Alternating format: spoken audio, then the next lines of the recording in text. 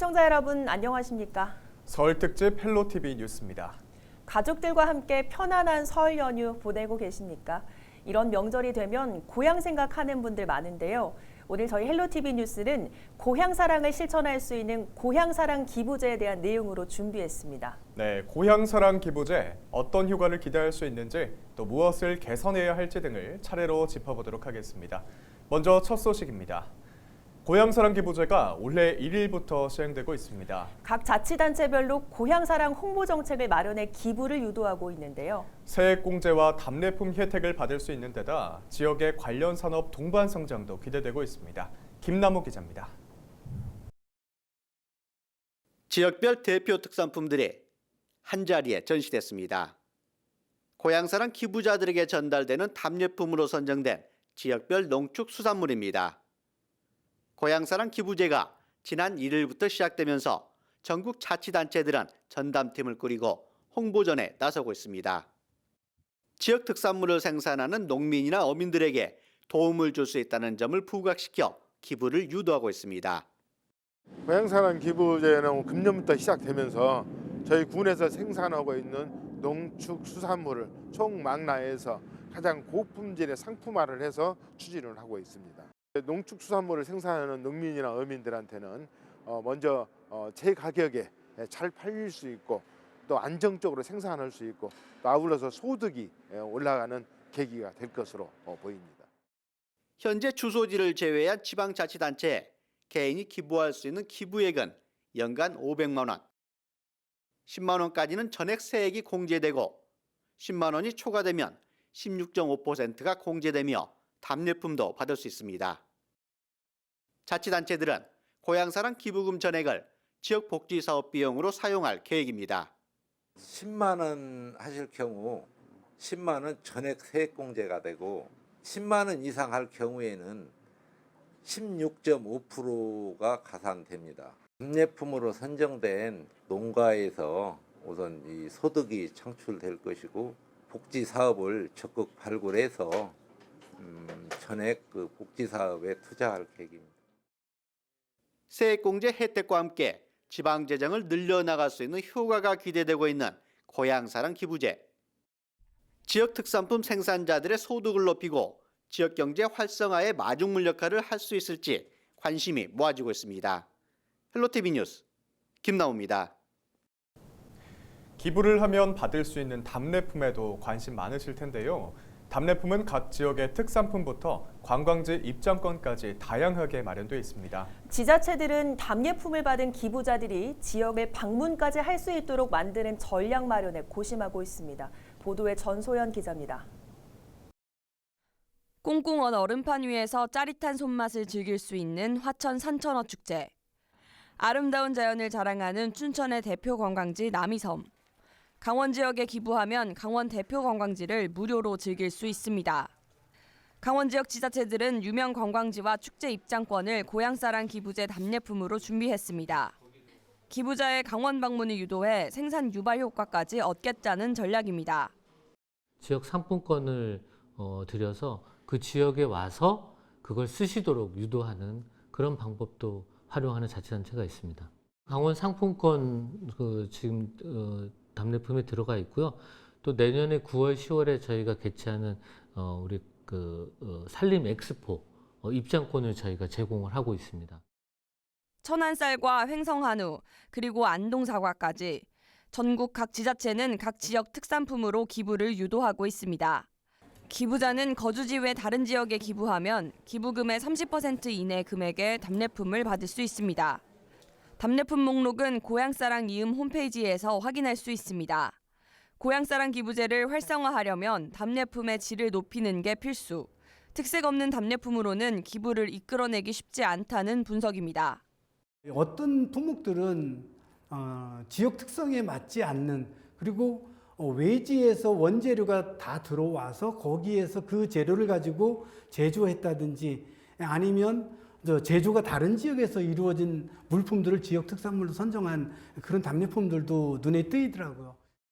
기부금이 주민들을 위한 문화 보건 증진 사업이나 취약계층 지원 예산으로 사용될 예정인 만큼 기부를 유도할 수 있는 차별화된 답례품 발굴이 시급해 보입니다.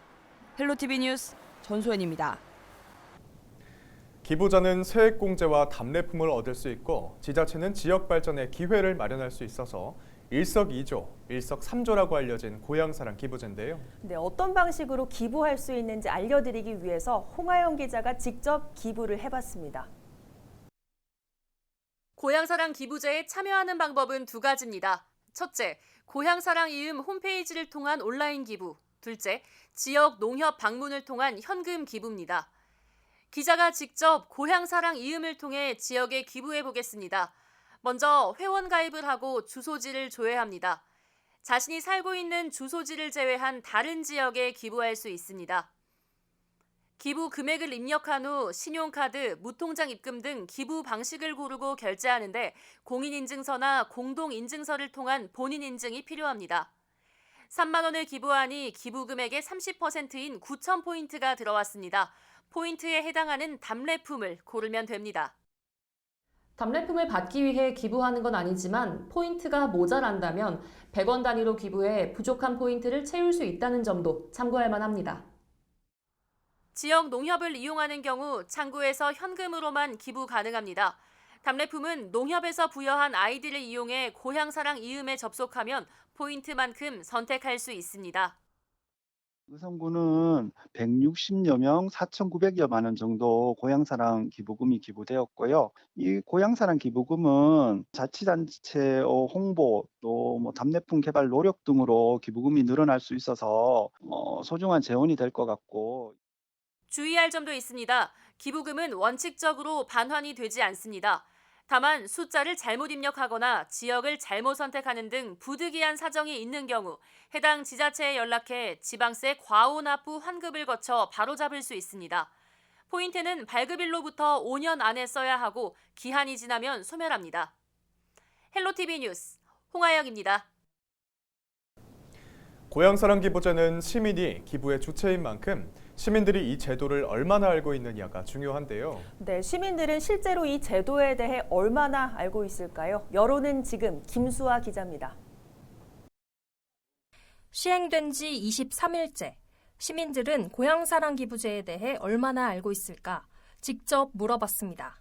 아니요, 안 들어봤어요. 들어본 적 없는데요. 잘 모르는데. 못 들어봤어요. 네, 처음 들어봤어요. 아, 그거 좀 처음 들어보는 것 같은데요? 고향에 뭐 농산물 뭐 이런 거 판매해주고 이런 건가요? 아니요, 못 들어봤어요. 고향 사랑에서 기부를 하는 거예요? 이름은 들어봤는데 잘 모르겠어요. 시행 이후 전국적으로 유명인과 정치인들을 중심으로 기부에 참여했지만 여전히 이 제도에 대해 아는 시민은 드문 상황.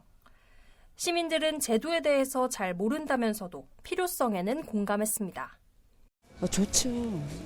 뭐 풍족한 거 남한테 나눠준다는 게 좋은 거죠. 경제적으로 좀 이득이 되겠고 더불어 사는 세상이니까. 농촌을 살리기 위해서는 그 젊은 일꾼들을 많이 도움을 줘야 되지 않겠어요? 그런 쪽으로다가 사용을 해야지. 전문가는 자기 지역 주민들에게 먼저 제도를 알리는 게 필요하다고 말합니다. 자기 지자체 주민들이 그 제도가 뭔지를 모르는데 다른 지자체에 가서 우리한테 고향사랑 기부제를 통해서 기부를 해 주십시오. 이렇게 말하는 것도 좀 문제가 있다라고 생각을 합니다. 또 왜 기부금이 필요한지 설명하는 지자체는 적다는 지적도 있습니다. 일반 시민의 기부로 확산되기까지는 시간이 좀 더 필요해 보입니다. 헬로티비 뉴스 김수아입니다.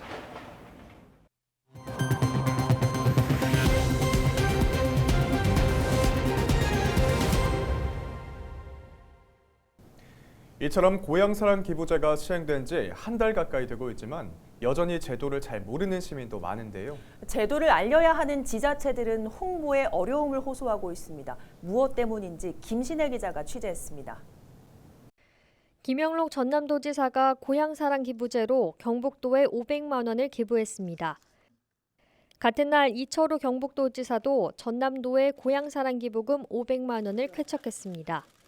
영호남 상생의 뜻을 담고 국민들의 참여를 독려하기 위해 상호 기부에 나선 겁니다.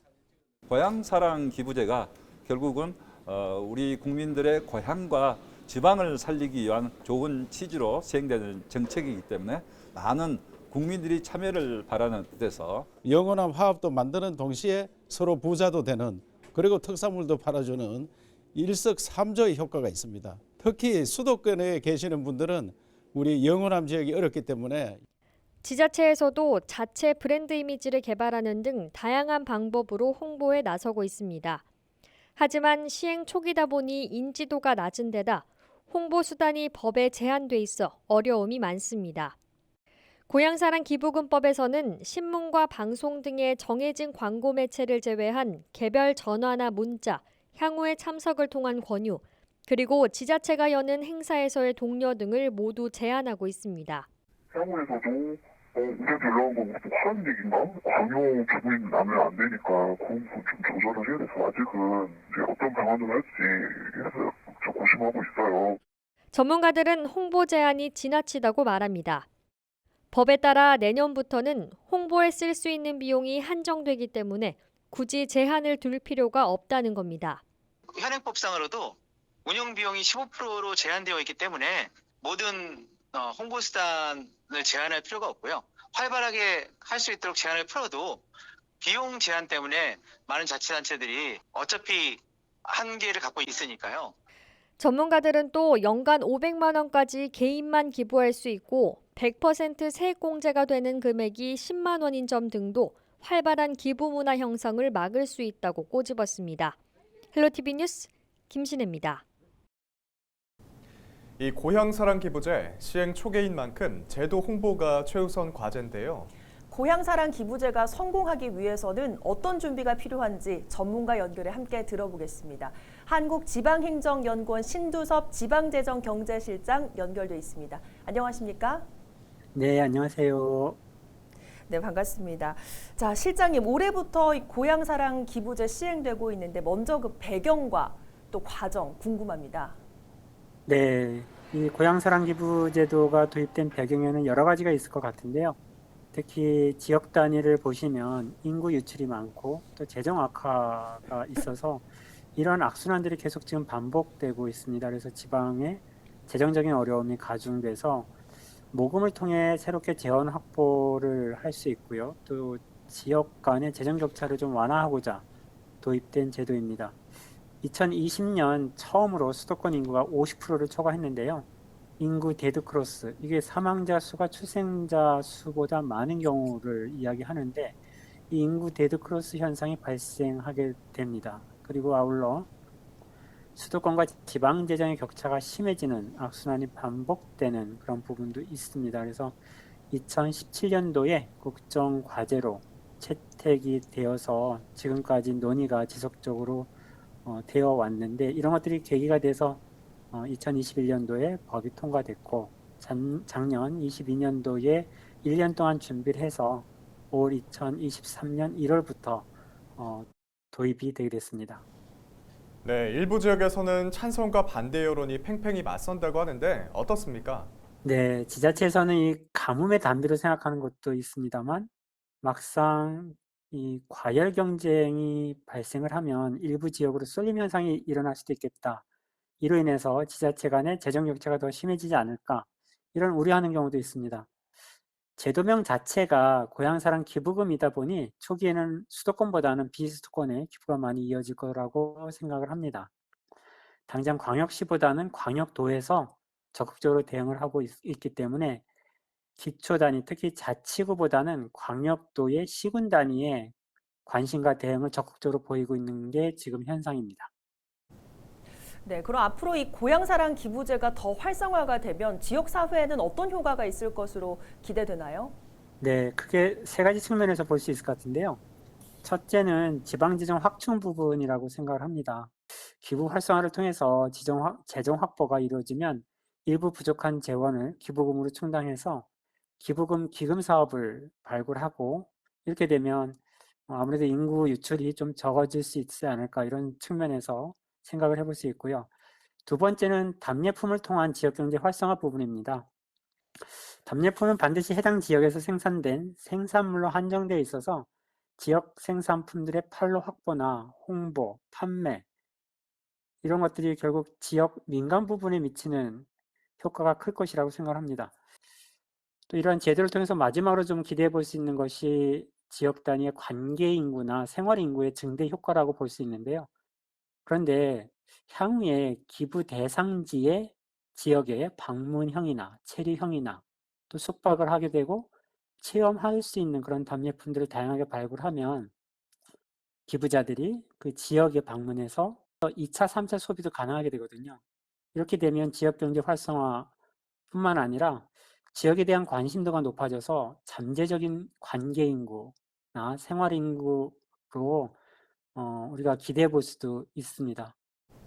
네, 가장 중요한 것은 단연 성공적인 시행일 텐데요. 어떤 준비가 필요하고 또 어떻게 진행해야 하는지 알려주시죠. 네, 현재 지금 도입된 지 얼마 되지 않았기 때문에 조기 정착을 위해선 먼저 제도 홍보가 중요하다고 생각합니다. 모르는 사람이 아직 너무 많아서요. 그래서 일단 제도 홍보가 좀 먼저 필요할 것 같고요. 그리고 이 기부는 강제성이 없기 때문에 자율에 의해서 하는 기부이다 보니까 기부 환경 조성이 상당히 중요한데요. 편리한 기부 시스템으로 좀 개선할 필요가 있을 것 같고요. 그리고 지금 500만 원 기부 한도가 있는데 이 기부 한도를 상향 조정하거나 아예 일본처럼 폐지하는 것도 하나의 방법이 되지 않을까라는 생각을 합니다. 그리고 1차적으로는 이 기부가 지방자치단체로 하는 것이다 보니 단체장의 관심도 그리고 이 담당자의 적극적인 대응 이러한 노력들이 함께 이루어져야 되지 않을까라는 생각을 합니다. 앞서 설명드렸듯이 지금처럼 기부자들의 답례품 수요가 점점 다양해질 수 있기 때문에 지자체에서는 지역 단위의 기부자들이 좀 관심을 끌 수 있고 또 지역을 방문할 수 있는 방문형의 답례품 발굴이 필요하다고 생각을 합니다. 네, 실장님 오늘 말씀 잘 들었습니다. 감사합니다. 한국지방행정연구원 신두섭 지방재정경제실장과 함께했습니다. 이어서 다음 소식입니다. 일본은 우리나라보다 앞서 후루사토 노제, 즉 고향세를 먼저 도입해 시행하고 있는데요. 네, 이번에는 일본 고향세 성공 비결에 대해 김한식 기자가 취재했습니다. 지난 2008년 고향 납세 제도를 도입한 일본. 도입 첫 해 우리나라 돈으로 780억여 원이었던 기부액은 지난 2020년 기준 6조 4천여억 원으로 급증했습니다. 지난 2015년부터 가파르게 상승한 곡선은 2019년을 제외하고 꾸준한 증가세를 보였습니다.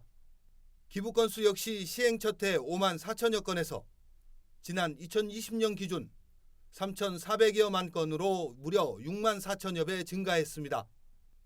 전문가들은 일본 고향세 제도의 성공 요인으로 행정 절차 간소화와 다양한 세제 혜택 등을 꼽고 있습니다.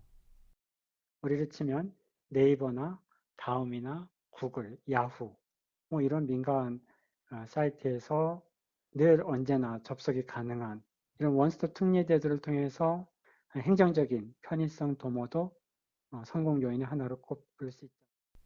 지역 경제 활성화와 지역 소멸 대응을 위해 도입된 일본의 고향세. 기부금은 지역 교육과 인구 유입, 복지 등 다양한 분야에 투입됐습니다. 특히 기부를 받은 지자체에서 기부자에게 답례품을 지급하는데 이 역시 지역 발전 효과로 이어진다는 것이 전문가들의 분석입니다.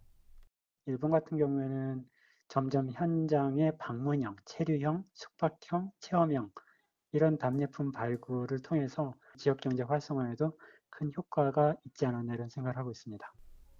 또 일본 고향세 성공 비결로 최저 기부액 2,000엔, 우리나라 돈으로 19,000원 가량으로 진입 장벽을 낮췄고 분야별 지정 기부를 통해 개인의 관심 분야에 맞춘 점도 꼽히고 있습니다.